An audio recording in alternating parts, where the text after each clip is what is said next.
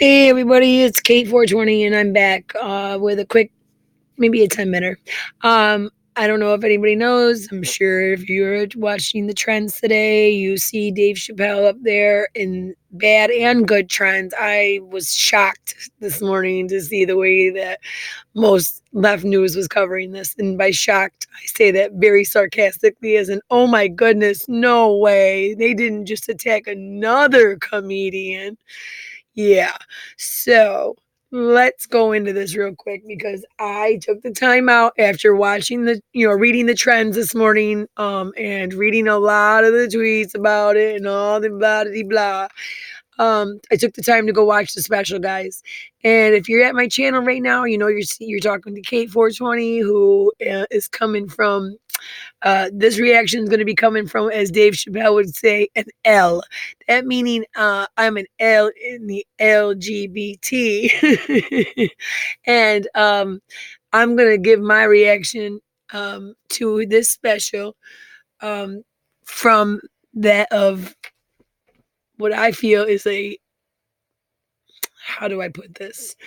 Um, a well rounded, not deranged by Donald Trump presidency lesbian. So let's get on. Vice. Of course, we couldn't count on Vice or anything real in this. And when we want to watch news, the first channel we think of is not Vice, I hope, because they have more stories about virtuous pedophiles than they do about anything real. So, first thing I saw when I started checking out stuff this morning is this right here, Vice headline. You can definitely skip Dave Chappelle's new Netflix special, Sticks and Stones. Well, Vice News, I want you to know something. Your stupid headline, your egregiously assuming that you think you know what I would like to watch headline, it drove me to watch it. So thanks. Because I don't think I would even have known about it until I got back to my, I'd be bouncing around on streaming services. So I might not have seen that for a little bit longer. But thanks, Vice, for doing another deceitful headline that sends me straight to something that I absolutely love instead of doing what it hopes you do by keeping me away from it. So, the comedian doubles down on his misogyny and transphobia in both the special and hidden bonus scene that follows. Yes, there's a hidden bonus scene. I will not be putting that in my video. I don't want a copyright thing. You guys are going to have to go check out some of that yourself. I am going to put a little bit in here, but nah, the hidden bonus scene, you have to wait until after the credits and all that. So I don't want to get in trouble exposing that for no reason. He probably put it in his Netflix special like that for a reason. So Dave Chappelle made a return to Netflix Monday with a new stand-up special. Fans, now mind you, look, underlined, fans.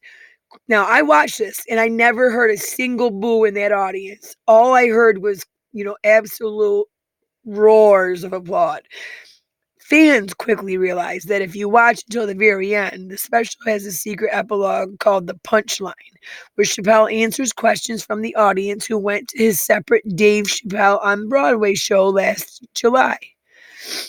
Um, it says the special takes the comic's anti-wokeness shtick to a new level, and the whole thing is repetitive and exhausting. Yeah, so is Vice News. But I still have to come to this channel every once in a while. It just goes on, basically bashing everything that he had to do. He included a racist impression of a Chinese person. Anyone who knows Dave Chappelle, his wife is Chinese. Please stop, okay? Because if the man was in any way racist, do you think he would do something that would offend the woman he has got children with, the woman he's spending the rest of his life with? I doubt it. Some people just aren't so goddamn sensitive. How about that? Um, let's start. He starts the show talking about doing impressions. And this is what I want to show you guys, okay? This is what made me go, oh, this is going to be good. This is going to be fabulous. Check this out. Tonight I'm going to do something that I'm not particularly good at, but that I like to do. Tonight I'm going to try some impressions out.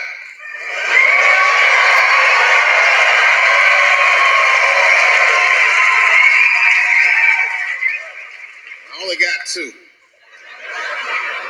All right, the first impression is kind of dumb, but I like it. This is my impression. You ready?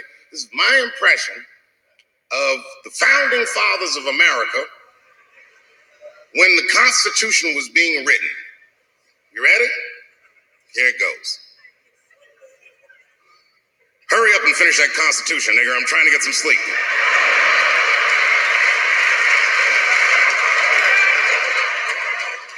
It's not bad, right?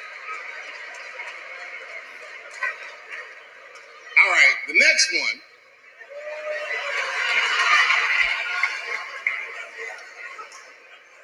The next one's a little harder. I want to see if you can guess who it is I'm doing an impression of. All right, let me get into character. You got to guess who it is, though. Okay, here goes. Hey, if you do anything wrong in your life, and I find out about it, I'm going to try to take everything away from you. And I don't care when I find out. It could be today, tomorrow, 15, 20 years from now. If I find out, you're fucking finished. Who's that? That's you. That's what the audience. All right. So that was enough right there where I immediately shut down the little clip. This is Netflix is a joke. Go check them out. It's an awesome channel. Subscribe. Shout out. Netflix is a joke. That impression made me go back to this entire last 3 years where liberals have been digging through tweets and, one by one, just as recently as Sarah, what's her face? Sarah Silverman. She became a traitor after she pretended to be far left for the Bernie campaign and then just went completely all crazy Hillary and then even worse into some Trump derangement. And so what happened? Somewhere in there, her own people, her own movement started to eat her. That's exactly what happened. And they found some tweets of hers from 10 years ago, joke tweets about pedophiles, and boom, just like all the rest of them, she's gone. So what he's saying is so on point, and he says that's how I feel how I look at what you guys, how you guys are towards me online, towards us online, towards the artists on in the world, you audience, not just the audience, but other people out there, people who say you like what I do will go through my social media to destroy me in a second if I give you the reason. So I like TMZ for a lot of things. You got to be a little careful because, TMZ is TMZ. They put a spin. So Michael Jackson estate. If you've watched this Netflix special, then you know all of the amazing Michael Jackson jokes he did and how perfectly they came timed, and exactly what I said before about the audience uproars, no boos. It was a lot of people engaging in these jokes. And I even think a guy's cell phone went off in the dead middle of the the special. And I remember at one point they used to make you put them in these bags. I can't believe that, like, he had. So Chappelle was able to pick that up and spin it into a joke and had the whole audience laughing while dude snuck out and answered his phone.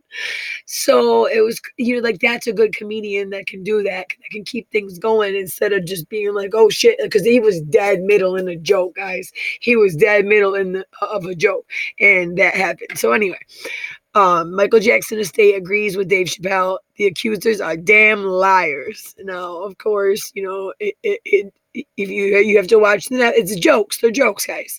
He's not victim shaming, victim blaming. He's giving you guys he's giving an opinion of that many of us out here have. He says, I'm not supposed to say this. I'm not supposed to say this, he said, but I don't believe him.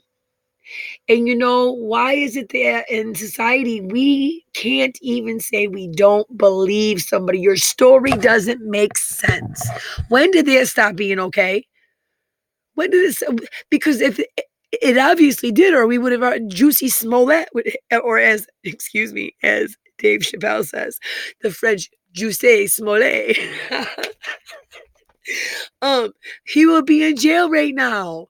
You know what I mean? He would be in jail. They would have said, "We don't believe you." Even the entire audience said they don't. No one believed him. They knew from the story just did not make sense from day one. But we can't say that. We're not allowed to say that because then we're victim shaming and victim blaming, and someone's gonna get upset and need a quiet timeout in a panic room somewhere. I don't know. Anyway, I'm not going to read the article. Just real quick, Safe Chuck and Blatty and the other guy who's trying to, raid the Michael Jackson estate, basically just made up all kinds of, they just had a comeback that you would expect by people who are in the middle of a major lawsuit with a pop star's estate to get millions of dollars based on something that some testimony that's purportedly changed very much since the first time he gave it. So that's one of the accusers, especially. Quickly, Dave Chappelle makes fun of transgender people again. Now, let me just clear. Why is it that the transgender people are the only people that get pointed out? Because let me say, this was an equal opportunity bashing. This was not a T bashing party. This was a LGBTQ and maybe whatever other 20 letters of the alphabet we have claimed for ourselves bashing. Okay, and it was fun, and it was how can I say this? He made it into a story about a car ride and how G's driving that car, and how L sits next to G, and neither one of them really like each other. There's nobody really knows why. They just don't like each other. And then behind them is in the back seat is B, and the only thing that L and G have in common is they can't fucking stand B because they think B is greedy and wants both sexes. And so like he dropped the bombs on that show, or excuse me, that night on this Netflix show. And to wake up and see that this is how people respond to it. It's sad. It's sad. There's so many sensitive people. It's sad that you can't laugh anymore without having to look over your shoulder and go, "Oh, I hope nobody heard that. I hope nobody saw me laughing," because God forbid I find something funny, even though that doesn't mean I believe that as a whole about the transgender community, or as a whole about the lesbian community. I'm a lesbian. That's why I said this is a reaction from an L. As an L, I laughed my ass off. So, I mean, I guess he did his job for me. I just don't understand why transgenders always have to feel like Dave Chappelle is personally bashing them and get articles written as such. So that one was expected. He called that out. And last but not least, the Washington Examiner, guys, which is a iffy newspaper, left, right, said. I mean, I guess in the day and age, they do enough of both that it makes me feel as though they are as fair and balanced as they could possibly get at this point. So, what is their opinion? Dave Chappelle's brilliant Netflix special, Sticks and Stones, might get him canceled. A fucking men. Thank you. Yes, brilliant. Yes, hilarious. It was absolutely over the top. It was the best out of the. I can't think of one of his specials that made me laugh more.